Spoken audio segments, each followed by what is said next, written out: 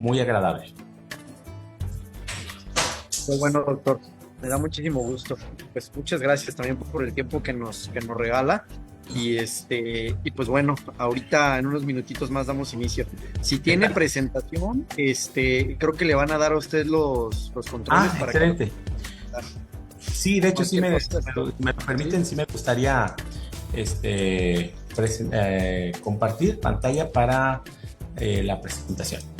muy bien. Entonces ahí creo que ya puede hacerlo. Si quiere ir intentándolo, señorita, para Vamos. comunicarme con el área Es- correspondiente. Ajá, perdón.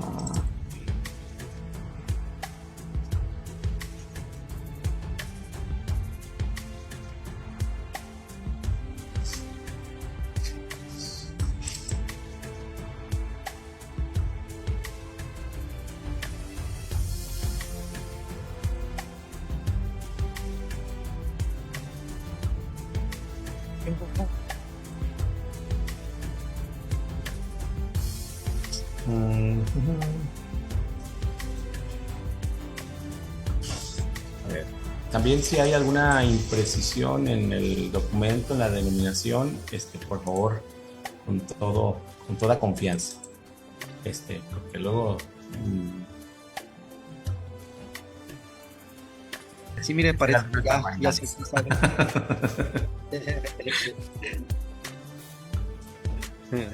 Ya quedó. Ok, sí, ¿verdad? Sí se pantalla, ¿verdad? Sí se alcanza a ver el texto.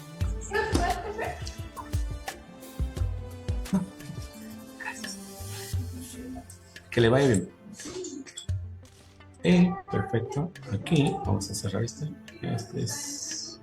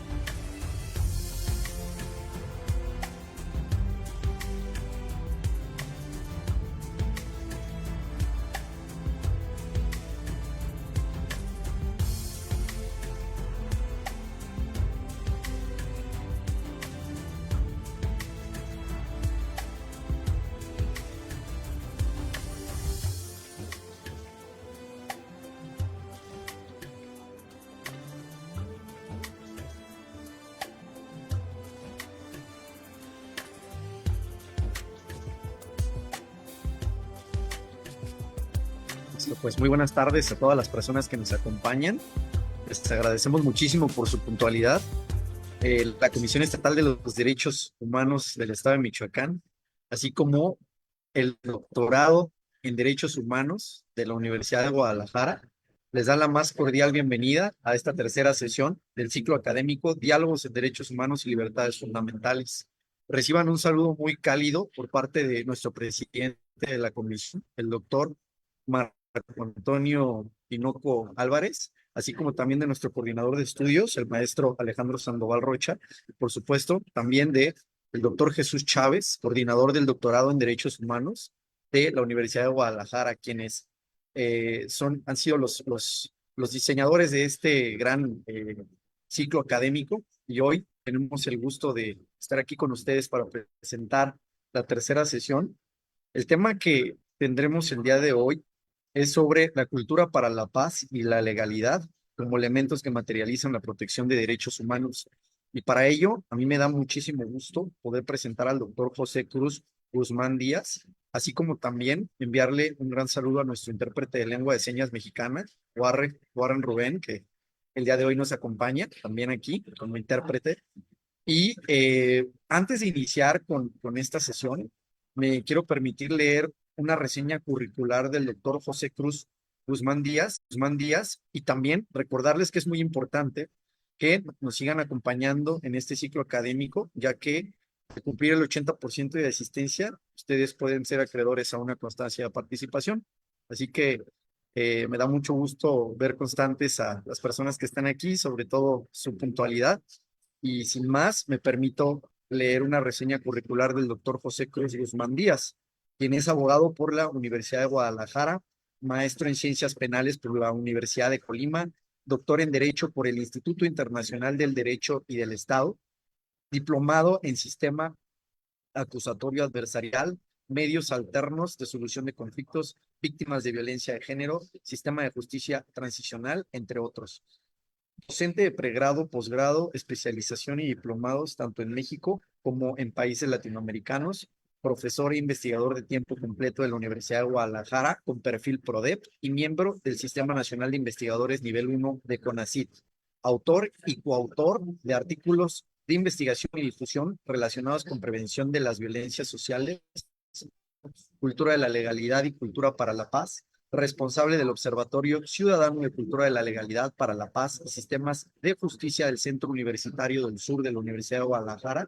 Asimismo, es miembro fundador de la Red de Cuerpos Académicos y Grupos de Investigación en Derechos Humanos, Cultura para la Paz y Acceso a la Justicia, socio de la Red Iberoamericana de Investigadores e Investigadoras, Nodo Sociojurídico, reconocida por Flaxo, y actualmente es coordinador de la maestría en Derecho de la Universidad de Guadalajara, sede Centro Universitario del Sur.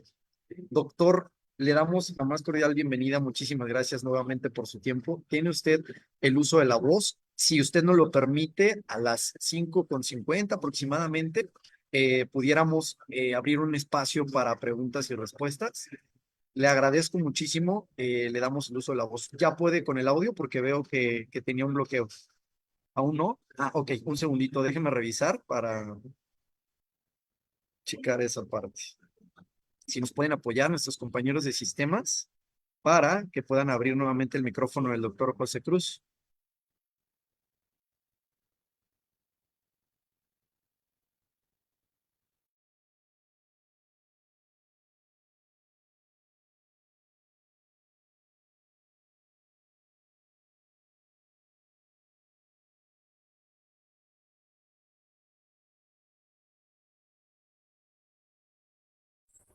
Parece que ya está. Muchísimas gracias, una Fuerte y disculpa. claro, doctor. Bueno, pues nuevamente quiero agradecer esta invitación que me han hecho a este espacio de reflexión académica que propicia la Comisión Estatal de Derechos Humanos. Creo que estos espacios de trabajo conjunto entre la academia, las instituciones y la sociedad, pues fortalecen las figuras que operan en los sistemas como el nuestro. Agradezco también la consideración del doctor Jesús Chávez, coordinador del doctorado en Derechos Humanos en el Centro Universitario del Sur, por esta distinción y esta consideración. Bueno, pues yo quiero compartirles un poquito algunas ideas sobre lo que percibimos desde el Observatorio Ciudadano de Cultura para la Paz y Sistemas de Justicia acá en el Centro Universitario del Sur con respecto a lo que es la cultura para la paz y la relevancia y trascendencia que ha tenido esta nueva visión del Estado en el siglo XXI, no solo en México, sino en gran parte de los países, sobre todo en Latinoamérica. Y resulta para nosotros muy interesante porque les comparto en 2012 cuando hubo un programa federal que buscaba atender las problemáticas sociales y las violencias sociales en la República.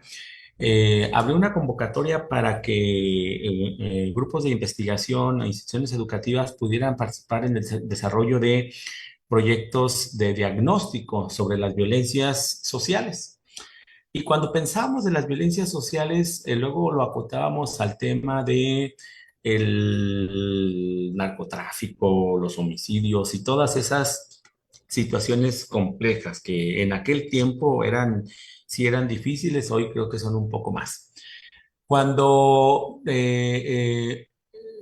nos permitimos, creo que eso es fue un acierto, nos permitimos como investigadores conocer lo que era realmente el estudio de las violencias sociales, en donde pensábamos que éramos los abogados los que traíamos la última palabra.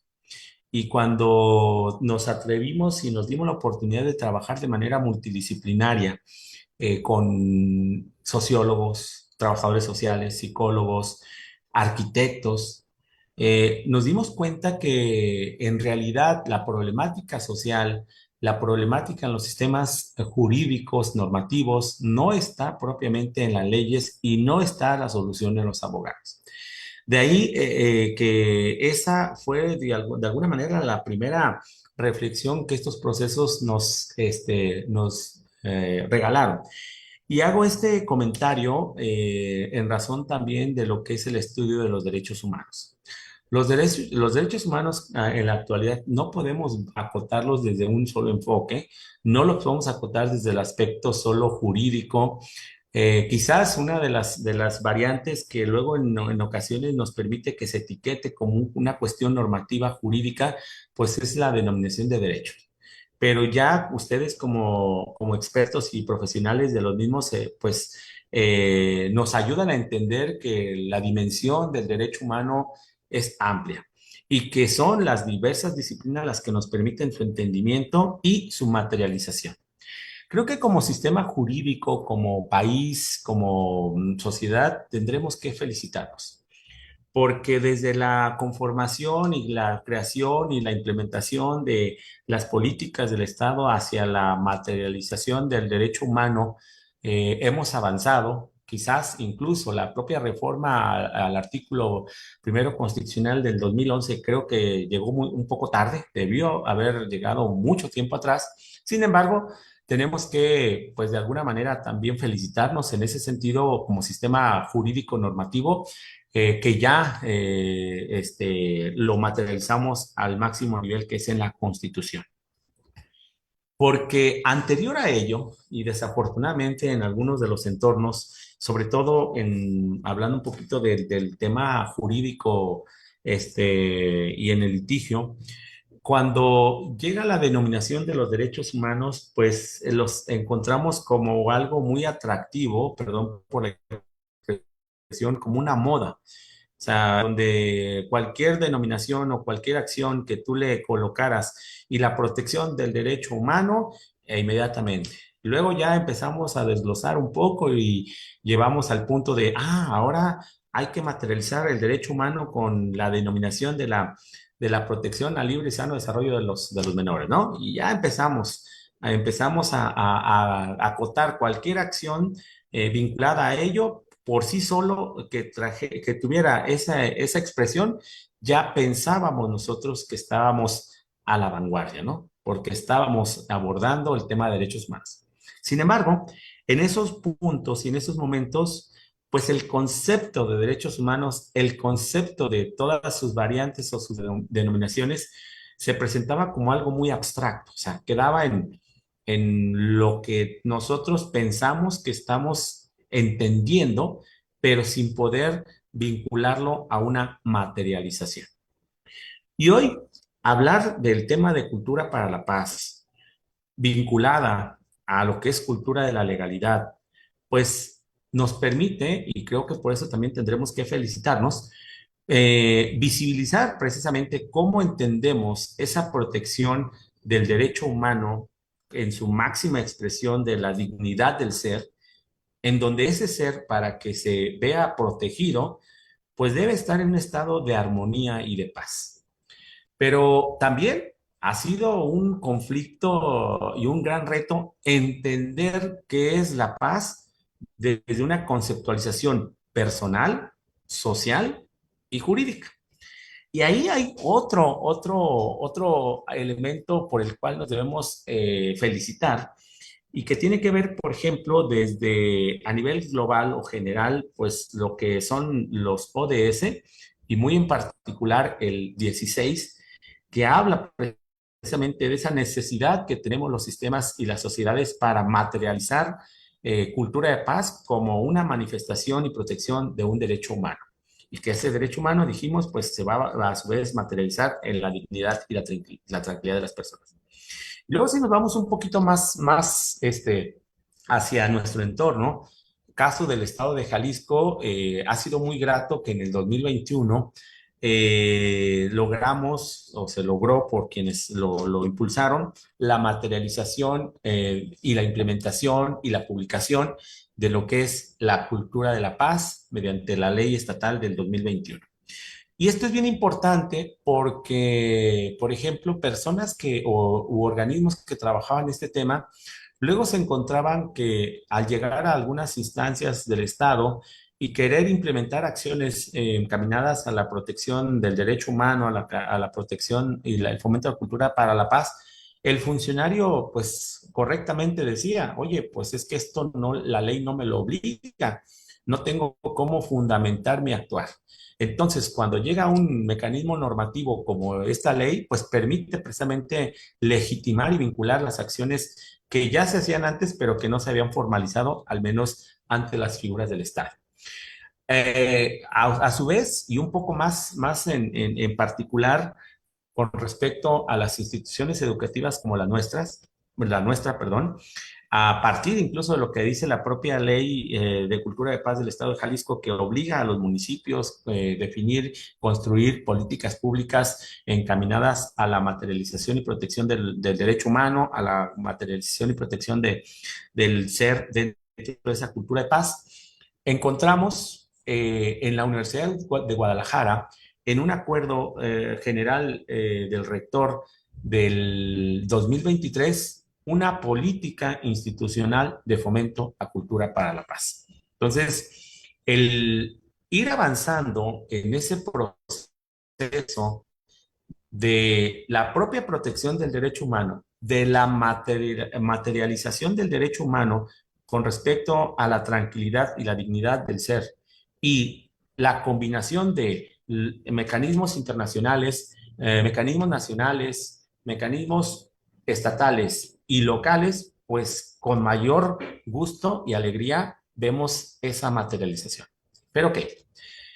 ¿Qué podemos o cómo podemos entonces interpretar lo que es precisamente la cultura de la paz? Pues podríamos primero hacer esa conceptualización teórica doctrinal, ¿no?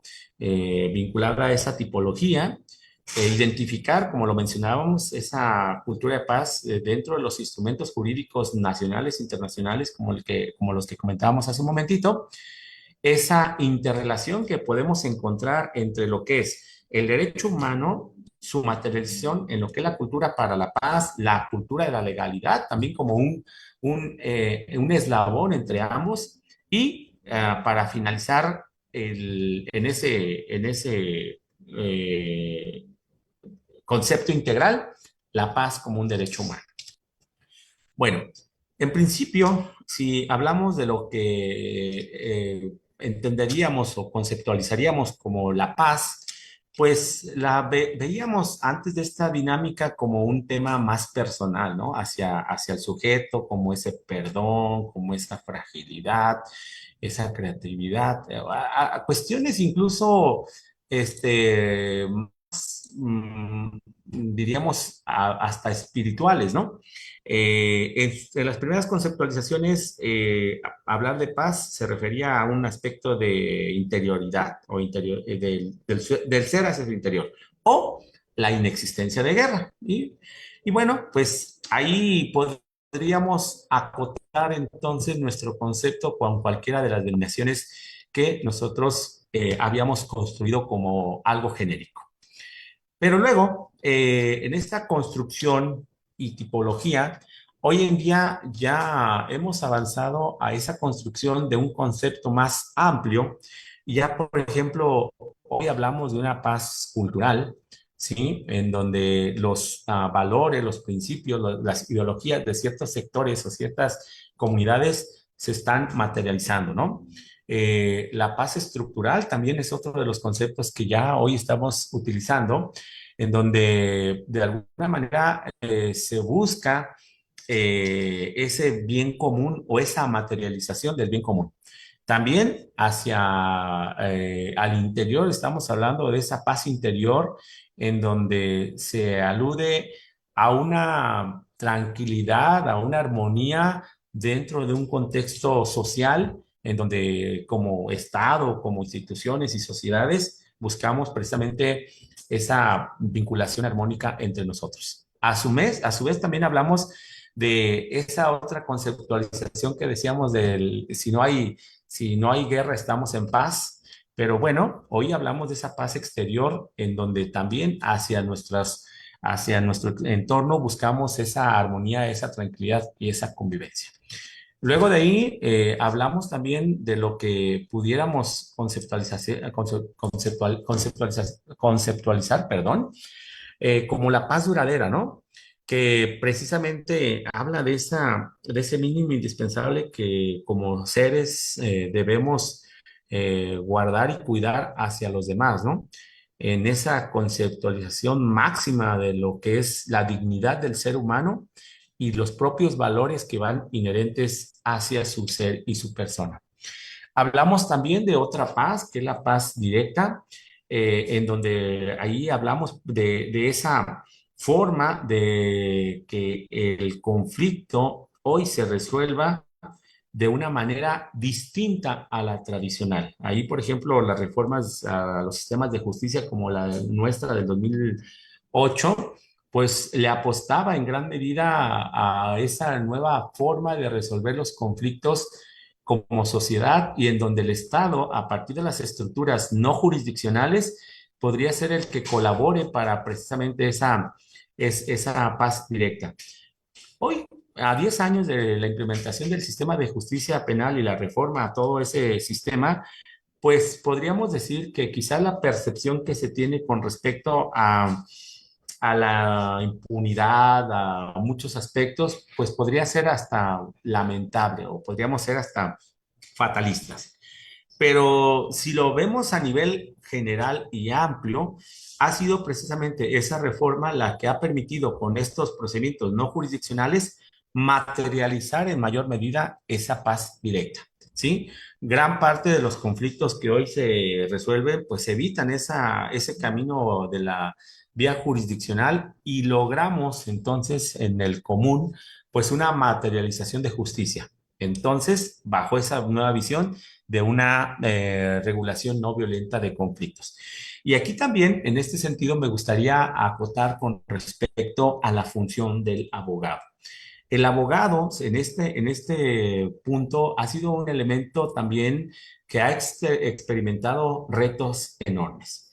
Hablando incluso de las dos generaciones o las dos modalidades de generaciones que podíamos tener. Las generaciones nativas y las generaciones migrantes.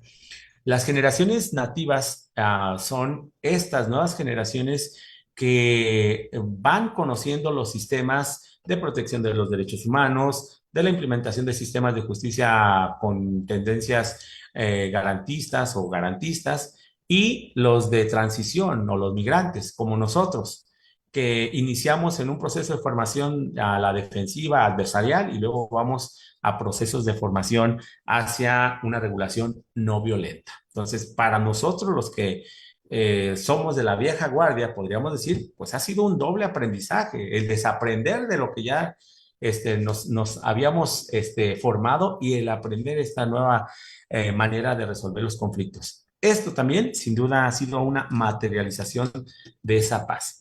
También estamos hablando de que hoy en día abordamos lo que se denomina como la paz imperfecta, ¿no? en donde aprendemos, ahora sí, como diríamos, formamos nuestras propias resiliencias para, como seres humanos, sabedores de que parte de nuestra esencia es el conflicto, pero que ese conflicto ordenado, direccionado, pues nos permite un desarrollo o nos permite un bienestar, ¿no? Pero bajo una directriz de armonía y pues sin sentido negativo, ¿no? Entonces, el ser humano para poder crecer, pues tiene que evolucionar, tiene que tener diferencias quizás, pero estas focalizadas, pues permiten precisamente ese desarrollo. Y luego, el concepto que también quizás ha sido un poco más común es el tipo de la paz positiva, ¿no?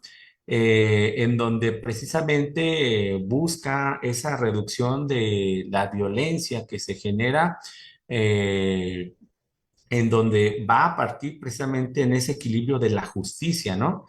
En donde a partir de esos procesos de justicia, de convivencia, pues se genera una o se propicia una armonía social, ¿no? En donde propiamente como sociedad vamos cambiando y vamos evolucionando. Ahora, podríamos ser un poco injustos con nosotros mismos y decir y pensar, es que estamos igual o peor que antes. La estadística dice que hay una incidencia delictiva más alta o cada día estamos en un punto donde hay mayor conflicto y mayor crítica. Incluso hay quienes han mencionado, ¿no? México, un estado fallido. Y dices, ¿será entonces de veras México un estado fallido? Ya, tendrías entonces que definir qué es un estado fallido, cuáles son sus elementos y a partir de ello hacer una clasificación. Y si hacemos esa clasificación, diríamos, no, México como estado no es un estado fallido. Claro que tenemos problemáticas sociales muy complejas que debemos atender porque estas nos generan incertidumbre, desconfianza y muchos aspectos que no nos permiten crecer y desarrollar. Pero de ahí a hablar de un estado fallido, pues es otra cosa totalmente distinta. Y más aún, si por ejemplo en este análisis vemos cómo día a día se materializa precisamente bajo ese esquema del Estado, bajo ese esquema de la función de las organizaciones y de las instituciones, esa búsqueda de la protección del derecho humano hacia la tranquilidad, la libertad, la dignidad, y vemos cómo en esas variantes encontramos estas figuras, hablando de la cultura de paz y paz en particular, cómo en realidad se materializan día a día, o sea, que no solo quedan en un concepto abstracto, sino que ya hoy ya no solo hablamos de la dignidad, sino hablamos de la paz, de sus variantes, de esa cultura de paz y todas sus connotaciones. A la par también, así como hemos aprendido a entender la paz positiva, pues también hemos conceptualizado lo que es la paz negativa, en donde precisamente hablamos en ese concepto inicial de la paz como ausencia de guerra, ¿no? Entonces, hoy en día quizás incluso la propia conceptualización de las guerras han evolucionado a otras formas de manifestar ese poder, ese dominio de un sector de la población con otro, de un país hacia otro, ¿no? Y que quizás en donde el tema bélico es el último que predomina, cuando quizás otros tienen mayores impactos. Bueno, pues a partir de ello, entonces, en esas variantes, podríamos hacer la acotación de la conceptualización de la paz con los instrumentos jurídicos internacionales, ¿no? Desde la propia declaración de la UNESCO 1974, luego de ahí la declaración de Musoko de 1989, la propia agenda de la ONU de 1992, los propios instrumentos internacionales, pues han ido día a día buscando precisamente materializar, conceptualizar cómo los estados cómo las instituciones debemos entender y materializar esta tarea o esta función de que prevalezca el orden y la armonía social.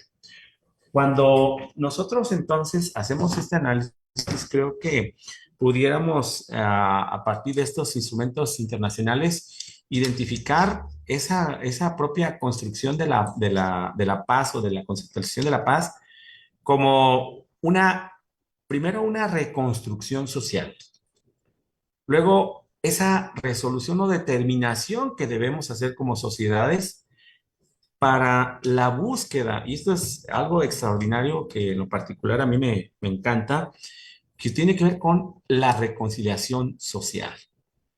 Cuando se habla de la declaración eh, de los derechos humanos, de la Declaración de las Naciones Unidas, cuando se habla de los ODS, cuando se hablan de todos esos instrumentos, debemos pensar que si se ha generado la necesidad de crearlos, de constituirlos, es porque algo está pasando en nuestros entornos que no nos deja avanzar y convivir.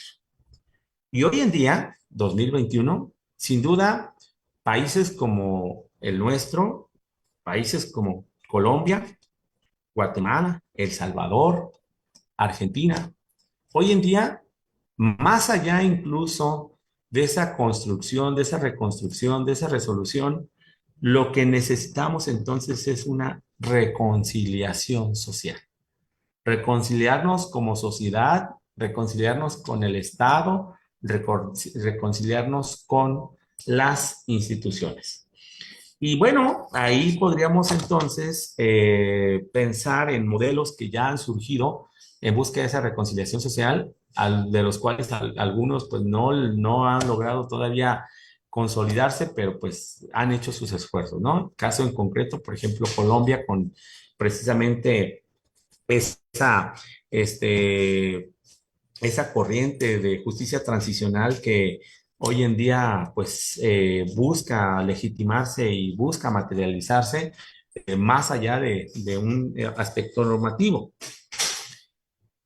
Y diríamos, bueno, pues Colombia pues tiene sus complicaciones y tiene sus situaciones, pero bueno, ahí va. Hoy, por ejemplo, la sociedad colombiana, algunos de los sectores no entienden cómo en esos procesos de transición personas que en algún momento estuvieron en situaciones al margen de la ley, hoy asumen cargos y compromisos en representación del Estado, en donde falta algo, un eslabón que no ha permitido entender cómo alguien de estar en un extremo pudo llegar al otro.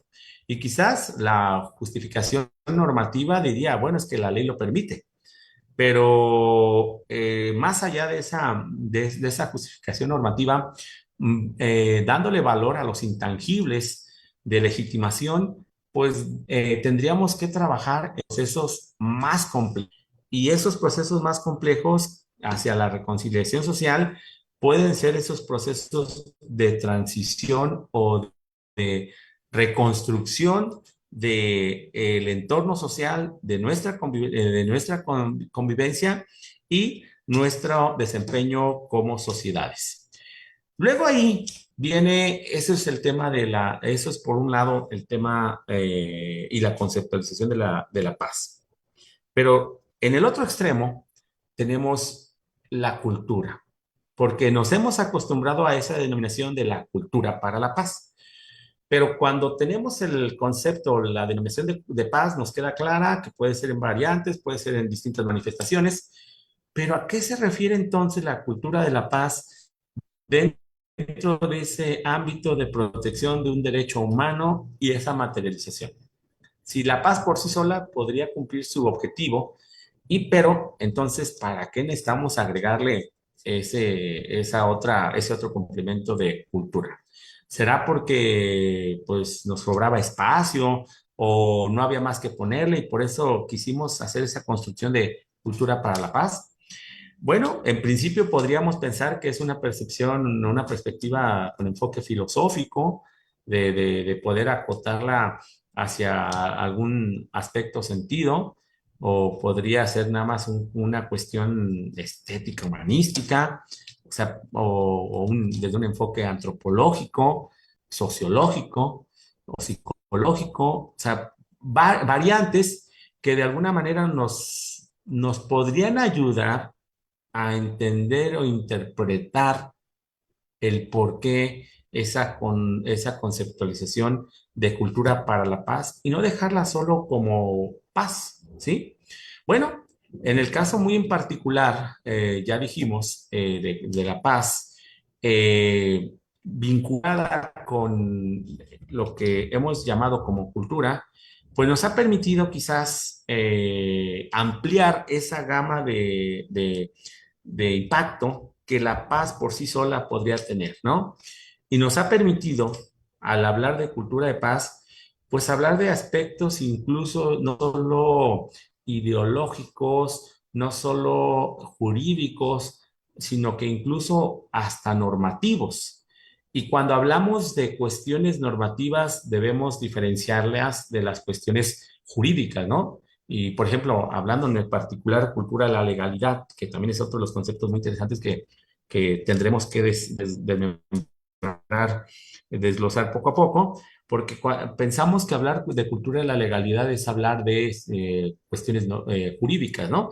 Y no, hablar de cultura de la legalidad es hablar de cuestiones normativas entre las que se incluyen las jurídicas. Entonces, hablar de cultura para la paz implica enfoque más amplio, no solo en esa conceptualización que por sí misma ya ha sido desarrollada y abordada desde distintos enfoques, pero el vincularla con la cultura, pues implica entonces hablar de esos comportamientos, de las actitudes, de los valores, las tradiciones, los estilos de vida, la creatividad, la resolución del conflicto, incluso de manera distinta a la tradicional, las ideas, las relaciones, o sea, más allá incluso de los propios sistemas normativos, ¿no?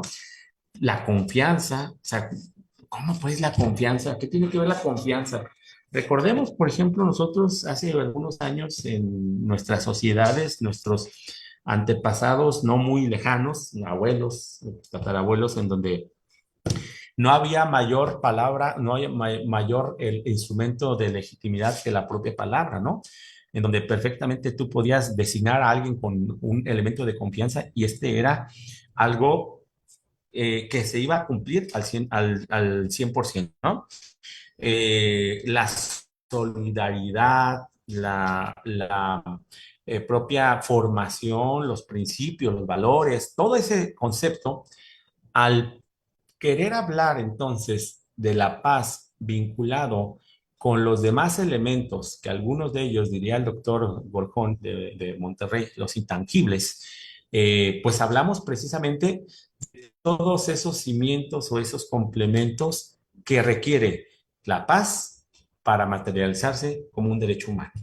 Entonces, hablar de cultura de paz será considerar en ese concepto híbrido de el ideal o la conceptualización que los sistemas normativos institucionales le han dado a la dignidad en la materialización de la tranquilidad y el estado de armonía del ser humano, pero a partir de un cimiento o un elemento intangible que permite con mayor razón materializar esa armonía y esa dignidad. ¿Sí? Entonces, ¿a dónde nos lleva todo esto?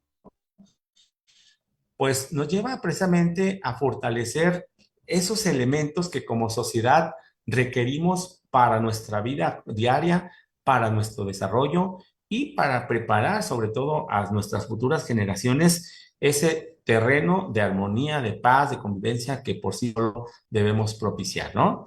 También nos va a permitir como tal, pues poder asumir con mayor precisión pues la problemática o la solución de las problemáticas sociales que día a día son más complejas, ¿no?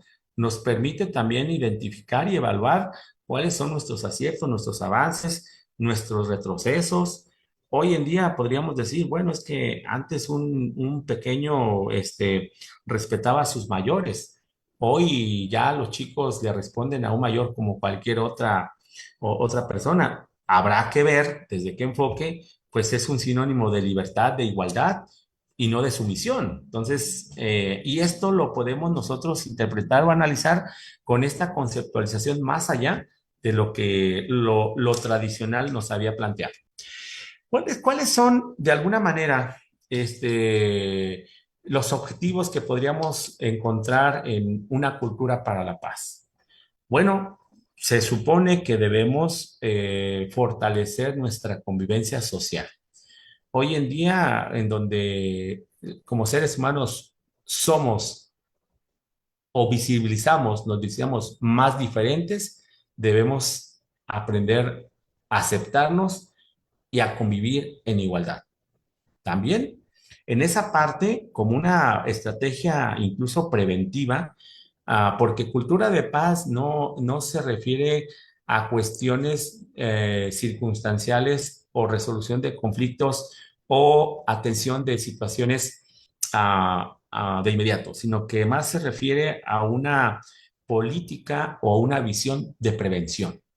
Un Estado, una sociedad que vive o propicia la cultura de paz, más bien siembra esos cimientos de convivencia social armónica en un presente, pero sobre todo hacia un futuro, ¿sí? En donde del conflicto desordenado, violento, destructivo, nos vamos a ese conflicto que por sí solo debemos quizás impulsar, pero con un sentido objetivo hacia el desarrollo como sociedad.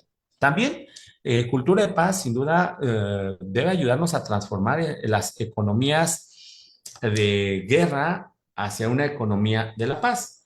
Y sobre todo porque en ese común, pues hoy y en día nos queda claro quizás que el negocio de algunos sectores pues es el conflicto y la guerra porque son redituables.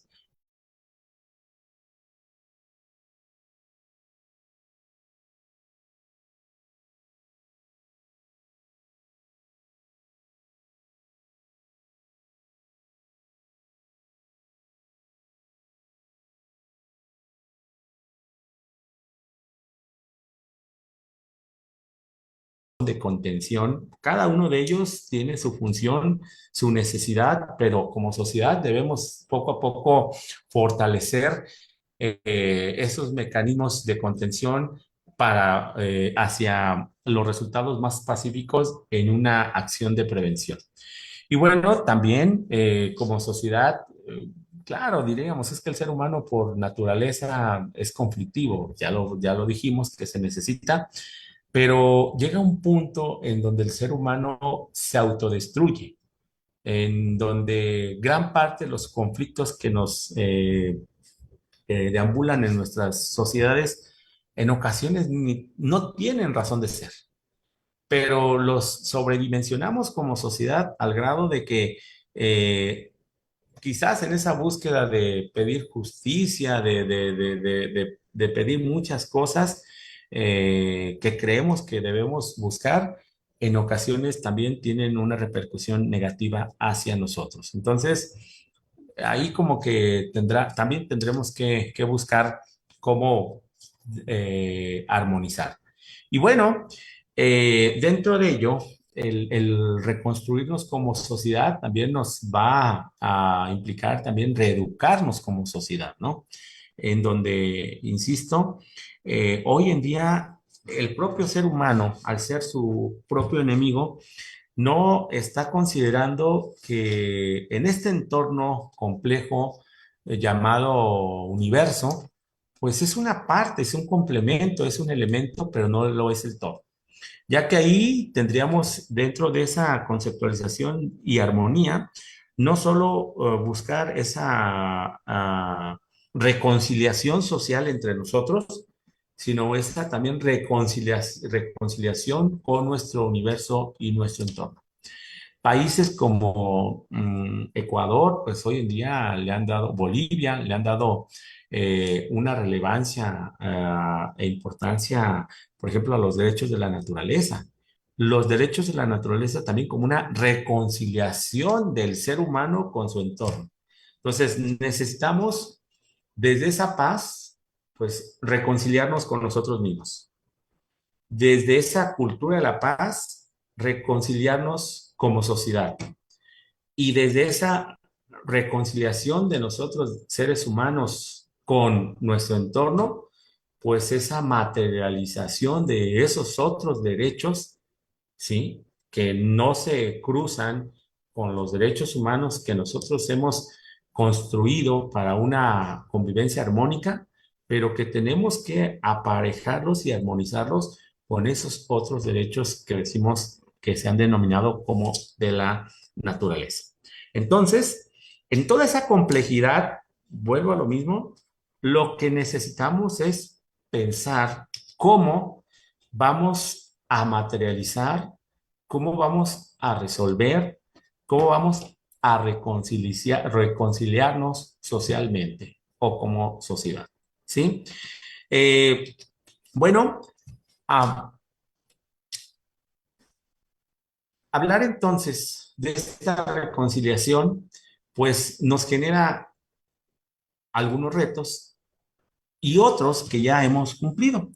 Podríamos decir, como lo comentaba hace un inicio, en 2012 nos pedían que conceptualizáramos algo que la norma no estaba. Ya 2021 ya lo logramos en el caso de Jalisco con la publicación de la Ley Estatal de Cultura de Paz.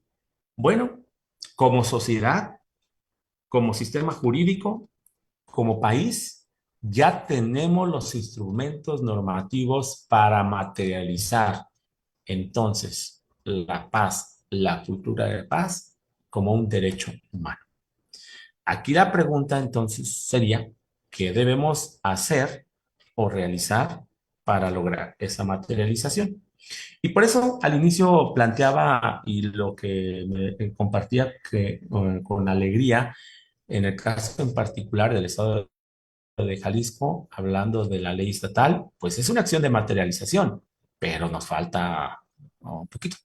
La propia Universidad de Guadalajara con la política institucional de cultura para la paz también es una acción de materialización. Pero si me voy a la ley estatal de cultura para la paz, en el caso del Estado de Jalisco, dice, los municipios deberán conformar las comisiones edilicias, establecer los planes y todo lo que es la instrumentación de la política del municipio hacia el fomento de cultura para la paz. Bueno, estamos en ese camino en donde quizás ya no tenemos el obstáculo a nivel global porque no estaba normado, o ya está. Ya no tenemos el obstáculo a nivel estatal porque no estaba normado, o ya está. Tenemos quizás, o estamos en el proceso de tránsito hacia que los municipios, al menos en Jalisco, lo materialicen. Pero luego, si después de esa materialización, como sociedad, no nos apropiamos de ello, no llegamos al punto de hacer nuestra esa visión y esa política de cultura para la paz, entonces de nada servirá. Y de ahí podríamos, para ir cerrando y concluyendo, que el gran reto que hoy tenemos con la materialización de la cultura para la paz como un derecho humano, no lo vamos a tener ni lo vamos a encontrar en todos los sistemas normativos que podemos hoy tener y que se han construido, porque ahí no está la solución. La solución en esa protección del derecho humano está desde cada uno de nosotros, porque quizás yo no podré cambiar o no podré resolver los problemas a nivel general, pero de mí depende que el comportamiento en mi primer círculo, en mi círculo de familia, en mi círculo social, en mi comunidad, se pueda materializar ese cambio. Bajo ese concepto que en algún momento se ha dicho, ¿no? Las soluciones a los grandes problemas globales están con acciones desde nuestro entorno, desde nuestros círculos, desde nuestra sociedad, desde nuestros municipios, en donde esta materialización del derecho humano hacia una cultura para la paz se pueda día a día ir visibilizando hacia nuestros entornos. Muchísimas gracias. Doctor, muchísimas gracias. ¿Sí me escucho por ahí? Sí, sí, sí. Ah, excelente, excelente. Le agradecemos muchísimo por su destacada participación. Quisiéramos abrir la oportunidad, si usted nos lo permite, para que los compañeros, compañeras que están acompañándonos hoy nos puedan presentar sus preguntas. Eh, Amor Alegría Riebeling nos comenta, hablando de la materialización de la cultura de la paz y la reconciliación, ¿cómo alcanzarla en medio de un momento histórico? Bueno, habrá que reflexionar, en principio, volvemos a lo que platicábamos con respecto a cómo conceptualizamos la problemática social que vivimos en nuestro país y en donde hemos dicho, mencionado, interpretado, ¿no? Eh, México, un estado fallido, ¿no? Decíamos. Y haciendo un análisis, decíamos, bueno, sí tenemos problemáticas sociales complejas, pero no quizás para llegar a ese punto.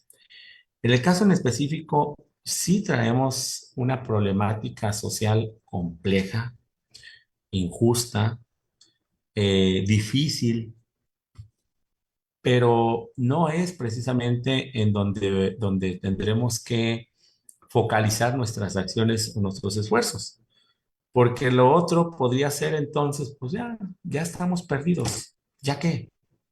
O sea, no pasa nada, no hay que hacer nada, ¿no? Hay algún país en nuestra Latinoamérica que tristemente, no quiero decir el nombre, pero en donde hay una visión de brazos caídos, porque se dice, pues ya para qué. Y creo que esa parte, vivir en un entorno de injusticia, precisamente es lo que nos tiene que motivar a hacer ese cambio social. Y hablando muy en particular, por ejemplo, pensemos en nuestros niños. Cuando somos seres humanos, cuando llegamos a este mundo, somos seres humanos neutros. Nuestros hijos, nuestros pequeños, pues tienen un referente y el referente somos nosotros. Ellos aprenden lo bueno y lo malo de nosotros. Entonces, esa injusticia que hoy vivimos, en algún momento, quien tiene el poder o que tiene la responsabilidad de ejercer el poder, en algún momento aprendió o conoció a ser injusto. Y esos pequeños o esos niños que hoy están a su lado, que están a nuestro lado, van a ser tan injustos o justos como nosotros los enseñemos. Entonces, insisto, creo que la gran parte de la problemática está en nuestro comportamiento como seres humanos, más allá de las instituciones, más allá de los organismos. Entonces, el Estado no es injusto, el ser humano es injusto. La protección del derecho humano es del ser humano hacia el ser humano, claro, en una representación de ese ser humano como Estado o hacia el Estado. ¿Sí? Perdón si no era en ese sentido la pregunta, pero quizás era como la interpreté.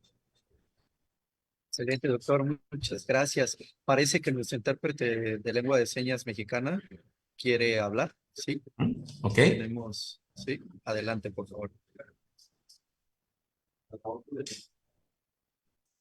¿El micrófono está cerrado? Ok. Nuestra gente de comunicación social, a ver si le pudieran ayudar a abrir su micrófono a Warren. Bien, ¿lo va a O decir lo primero en hacemos por lengua? escrito también. No, lo voy a decir primero en lengua de Ya, señas y ya, ya, después listo. en Ok. español. ¿Me escucha? Sí. ¿Me escucha? Sí, sí, se escucha. Lo voy a decir primero en lengua de señas.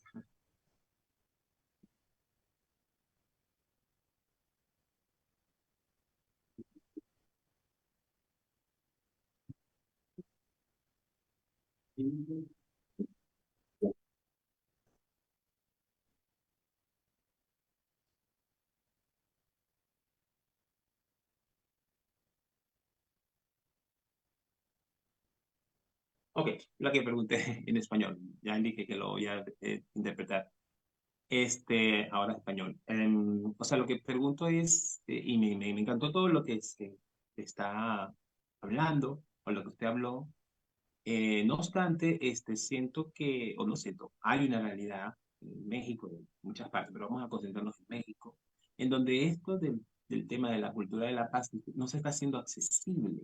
O sea, ¿usted tiene datos o qué ideas podría dar de cómo hacer esto accesible a comunidades indígenas que hablan otro idioma o a las personas sordas que hablan también un idioma distinto que es la lengua de señas mexicana? Porque no veo que se esté haciendo eso. O sea, se habla mucho de la cultura de la paz, pero no se está haciendo accesible. ¿Por qué se está dejando eso atrás o a un lado? Muy buena pregunta, porque no sé si en algún momento les tocó escuchar una entrevista, una opinión que dio el presidente Bukele con respecto a México, en donde mencionó, vamos dándole la oportunidad al Estado. Él se refiere un poquito al presidente de la República, pero yo lo entiendo al Estado.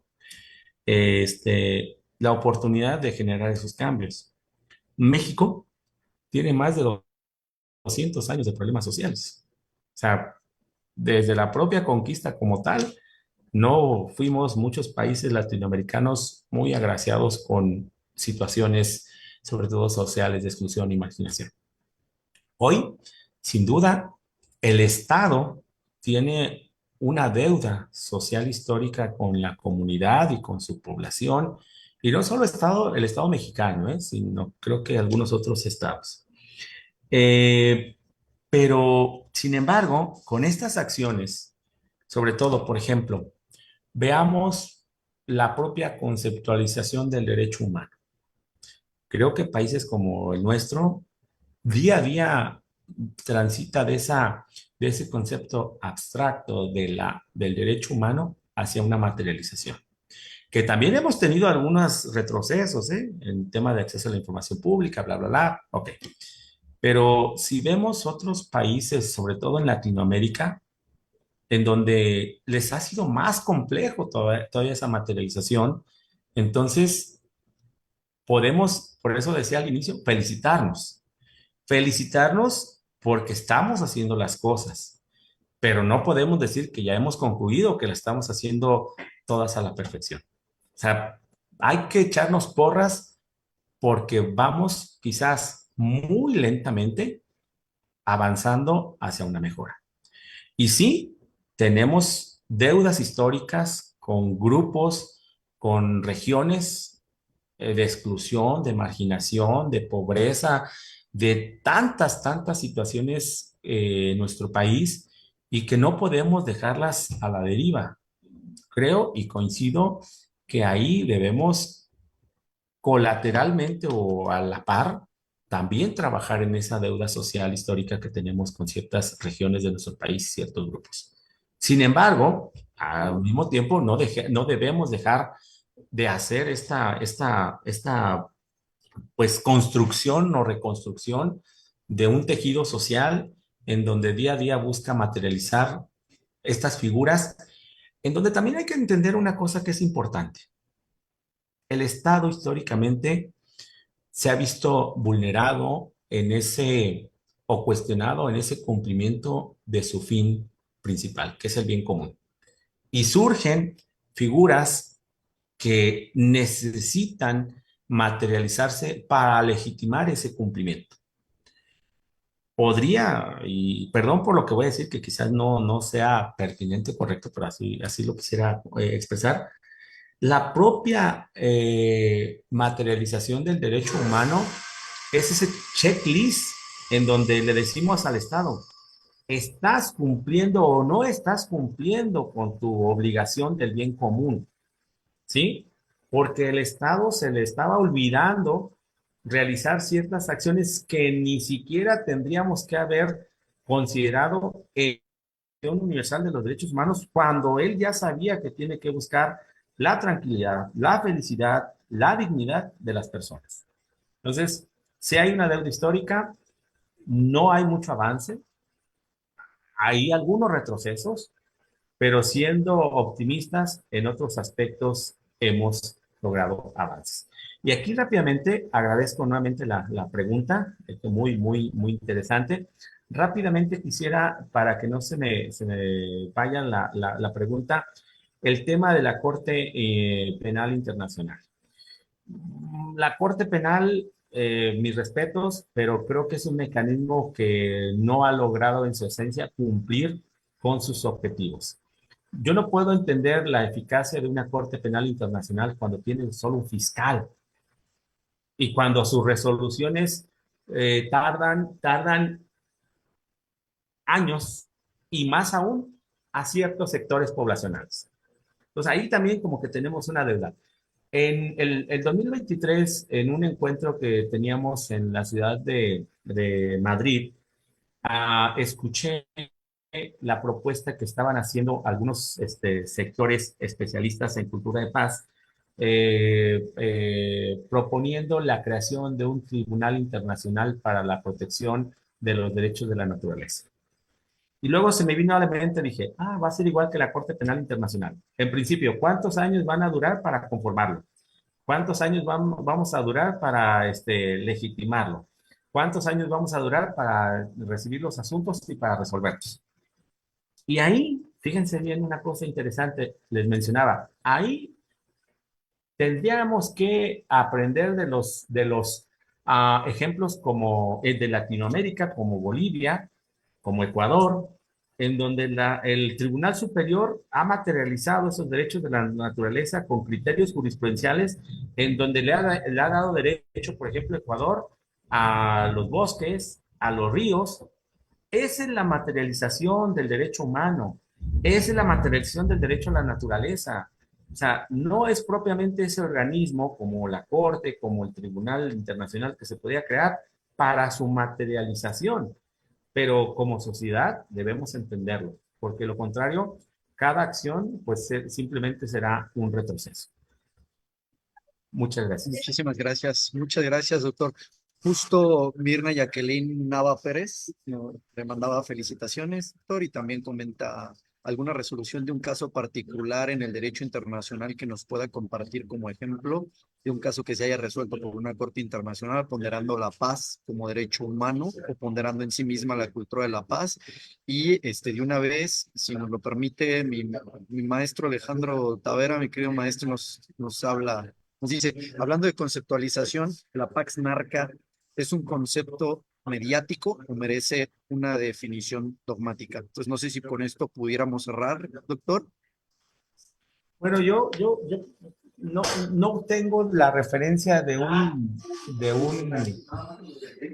caso internacional de éxito, de paz, de esa paz en esa conceptualización que estamos construyendo.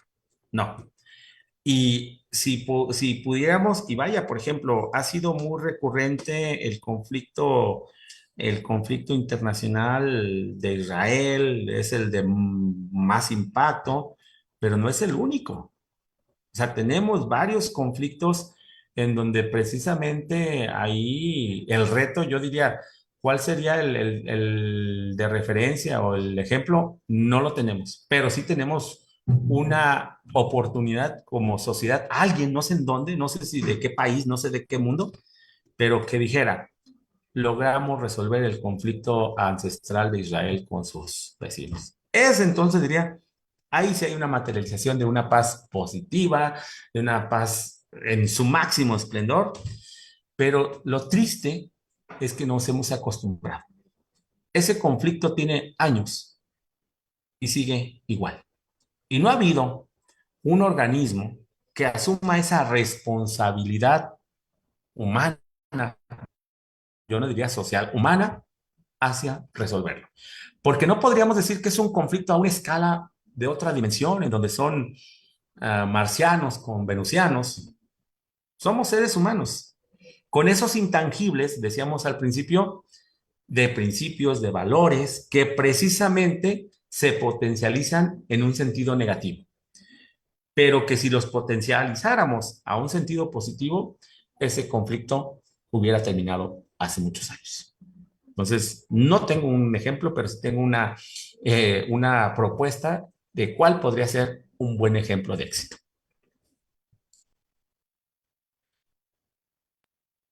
Excelente, doctor. Muchas gracias. Y decía nuestro Alejandro Tavera sobre la conceptualización de la Pax Narca. ¿Es un concepto mediático o merece una definición dogmática? ¿Nos pudiera comentar algo? Si es en el sentido, en el enfoque que se entiende, creo que ni siquiera tendríamos que darle un espacio, en mi opinión, porque eso nos podría hacer correr el riesgo de sobredimensionarle y darle un valor que quizás no nos pudiera hacer muy positivo. Hoy tenemos problemáticas sociales complejas en donde precisamente esos usos, esos estereotipos, no nos han hecho mucho beneficio, ¿no? Hoy, por ejemplo, tenemos a nuestros chicos que ven como un ideal de éxito el estar en ciertos sectores productivos, en ciertos comportamientos no muy aceptables, y lo ven ellos como proyectos de vida y de triunfo y de éxito. Pero creo que ha sido precisamente porque hemos dimensionado o le hemos dado un valor no muy adecuado a ciertos conceptos o ciertas situaciones. Perdón si es en ese sentido el concepto al que se refiere el maestro o es otra contextualización, con gusto también. Muchas gracias, doctor. Pues aquí hay muchos agradecimientos por parte de Amor, Alegría, Rebelling. Josefina Guerra Beliz, excelente disertación. Doctor José Cruz, la maestra Amelia, coordinadora de quejas de la Comisión de Derechos Humanos. Muchas gracias, doctor José Cruz, por compartir de manera tan clara este tema. Nuestra compañera de la Coordinación de Estudios, Gaby García, excelente ponencia. Amor nos comenta que bien sería incidir en la educación pública para asignar obligatoriamente alguna lengua originaria, lengua de señas, braille o temas de accesibilidad digital. Felicitaciones y también de Juan de Santiago, excelente doctor, felicidades doctor. Querido abogado Abraham Salazar, felicitaciones. Y pues bueno, sin más, doctor José Cruz, nosotros queremos darle un pequeño reconocimiento, un gran reconocimiento, mejor dicho, por su participación. Bueno, Estamos muy agradecidos con el tiempo que nos brindó. No sé si en sus pantallas se puede ver el reconocimiento, doctor. mm, creo que en la mía no, pero quizás en la demás sí. Sin embargo, quiero aprovechar este momento nuevamente para agradecer y felicitar esta iniciativa que la Comisión Estatal acertadamente ha tenido para estos diálogos. Creo que son importantes. En la academia en ocasiones también, y hay que decirlo como una autocrítica, hemos quedado a deber, no hemos asumido algunas responsabilidades sociales y hoy en día en estos espacios precisamente se puede compartir y bueno, no me queda más que agradecer. Ya, ahora se ve muy bonito, muchas gracias. Agradecer a todos y cada uno de ustedes. Una disculpa si en el diálogo hubo alguna imprecisión o algún dato no muy correcto o que pudiera ser ofensivo. No era esa la intención. Y bueno, me siento muy contento y feliz porque dicen que los amigos los encuentras en la cárcel, en el hospital y las conferencias. Y creo que tengo muy buenos amigos. Muchas gracias. Totalmente de acuerdo, doctor. Muchísimas gracias. Y pues entonces la Comisión Estatal de los Derechos Humanos de Michoacán, el doctorado en Derechos Humanos, la Universidad de Guadalajara, el Centro Universitario del Sur de Guadalajara también, otorgan este reconocimiento para usted, doctor José Cruz Guzmán Díaz, por su valiosa participación como disertante de la conferencia virtual, La cultura para la paz y la legalidad como elementos que materializan la protección de derechos humanos en el ciclo académico Diálogos en Derechos Humanos y Libertades Fundamentales, que tuvo verificativo el día 28 de agosto de la presente anualidad. Firman la presente el doctor Marco Antonio Tinoco Álvarez, nuestro presidente de esta Comisión Estatal de Derechos Humanos, y también el maestro Alejandro Sandoval Rocha, coordinador de estudios, divulgación y capacitación de esta Comisión Estatal de los Derechos Humanos. Sin más, doctor José, le agradecemos mucho por su tiempo, por su valiosa participación y esperamos que esta no sea que sea la primera, pero haya muchísimas más, que no sea la última, ¿ok? Muchísimas gracias, muy agradecido y que tengan todos y todas muy buena tarde-noche.